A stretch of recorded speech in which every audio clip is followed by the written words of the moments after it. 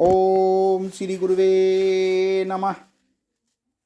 ओम शांति ही शांति ही शांति ही। प्रणाम भगवान।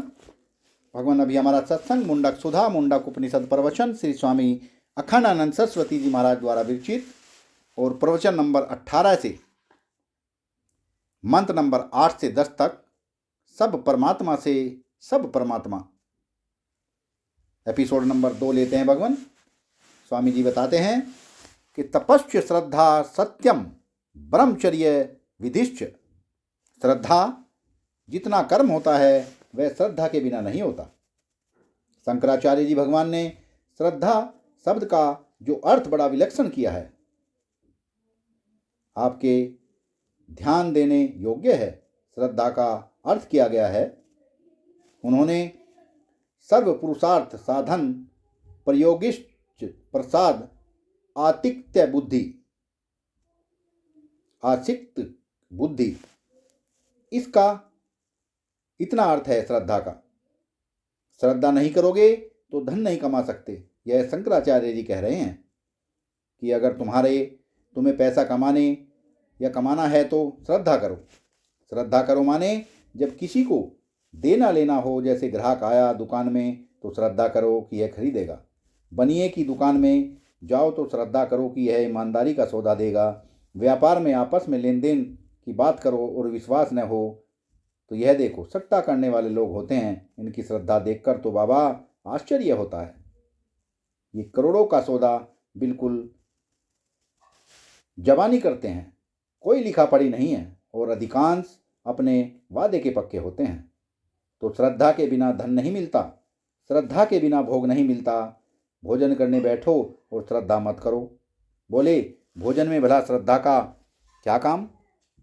दाल भात सामने रखा, आपने खाएंगे, बोले बनाने वाले पर श्रद्धा करनी पड़ेगी कि उसने उस पर जहर तो नहीं डाला है और यह अनपवित्र है, यह श्रद्धा करनी पड़ेगी। बिना श्रद्धा के खा नहीं सकते।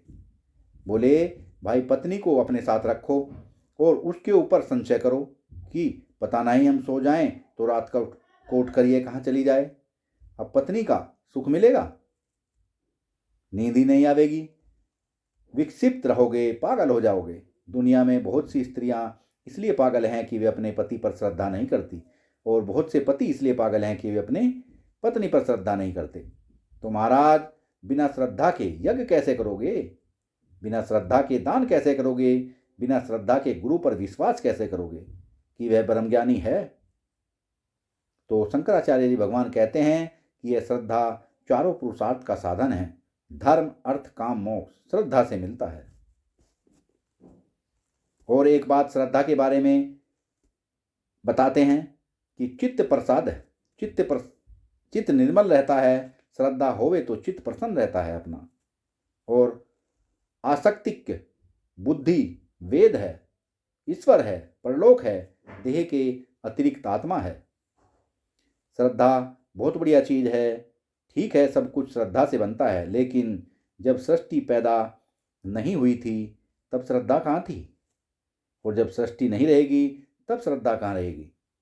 इसका अर्थ है कि यह श्रद्धा रूप साधन भी इसी जादू के खेल में पैदा हुआ और यह भी एक ऐसी माया है जो तो परमेश्वर को मिलाने वाली, लेकिन माया है श्रद्धा।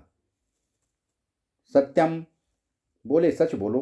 बोले लोगों को बड़ा अभिमान होता है। कोई सत्यवादी होते हैं ना, बड़े कटुवादी होते हैं। शास्त्र की रीति से उनका नाम सत्य नहीं है। सत्य उसको कहते हैं जिसमें आनंद होवे और जिसमें ज्ञान भी होवे। सत्य तो वह है, सत्य जो है वह चित्त और आनंद से जुदा होकर तो कभी रहता ही नहीं।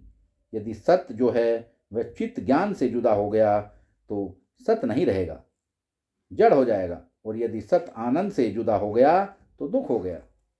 तो सत्य का स्वभाव है कि वह ज्ञान के साथ रहता है। जैसा तुमको ज्ञान है वैसा बोलोगे, तब ना तुम्हें ज्ञान कुछ हो और बोलो कुछ तो तुम्हें ज्ञान होगा। जानते हो कुछ और बोलो कुछ तो उसका नाम सत्य होगा। जानते हो कुछ और बोलो कुछ तो उसका नाम सत्य होगा, अर्थात नहीं होगा। तो जैसे ज्ञान के विपरीत होने पर सत्य सत्य नहीं रहता, वैसे सुख के विपरीत होने पर भी सत्य सत्य नहीं रहता। लेकिन लोग इस बात को नहीं समझते हैं। मुनि जी ने बड़ा जोर दिया है, सत्यम बुर्यात प्रियम, बुर्यात न बुर्यात सत्यम प्रियम, प्रियम च न अनृतम, ब्रूया देश धर्म है सनातन है। कटुवादी नहीं होना चाहिए मनुष्य को। अपनी वाणी में आनंद और ज्ञान देखो, तभी तो सत्य होगा। लेकिन ये कहते हैं कि बोलने में सत्य की बड़ी जरूरत है, लेकिन ये भले मानुष जिस सत्य के लिए आग्रह करते हैं उनसे पूछा, एक आदमी कहेगा यह धरती ईश्वर ने बनाई, बिल्कुल सच्ची बात है। एक कहेगा नहीं यह प्रकृति से बन गई, यह बिल्कुल सच्ची बात है। और दोनों आपस में डंडेबाजी कर बैठेंगे, लड़ेंगे। तब भले मानुष, न तो तुमने प्रकृति से बनते देखा और न तुमने ईश्वर को बनाते देखा। तो भले मानुष, न तो तुमने प्रकृति को बनते देखा और न तुमने ईश्वर को बनाते देखा।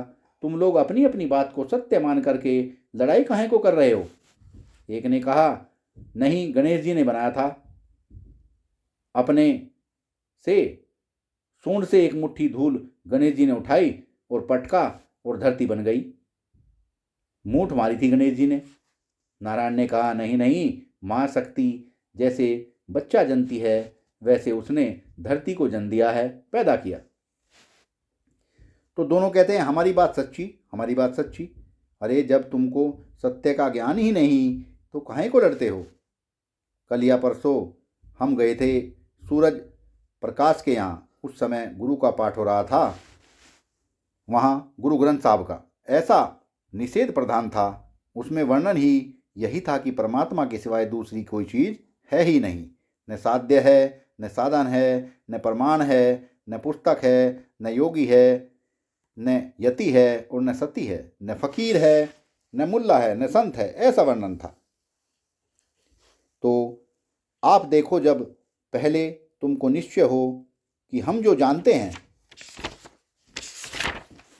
उसी का नाम सत्य है, उसमें हमारी कल्पना नहीं जुड़ गई और उसकी जिद भी कर सकते थे, लेकिन आप सत्य की पहचान तो कर लो कि सत्य और ज्ञान कभी जुदा नहीं होते हैं। सत्य से यदि ज्ञान जुदा हो जाएगा तो बदल जाएगा, और ज्ञान से सत्य यदि जुदा हो जाएगा तो जड़ हो जाएगा, और आनंद से सत्य यदि जुदा होगा तो दुख हो जाएगा। तो सत्य चित आनंद, इन तीनों को जुदा जुदा करके सत्य नहीं होता। वाह भगवान।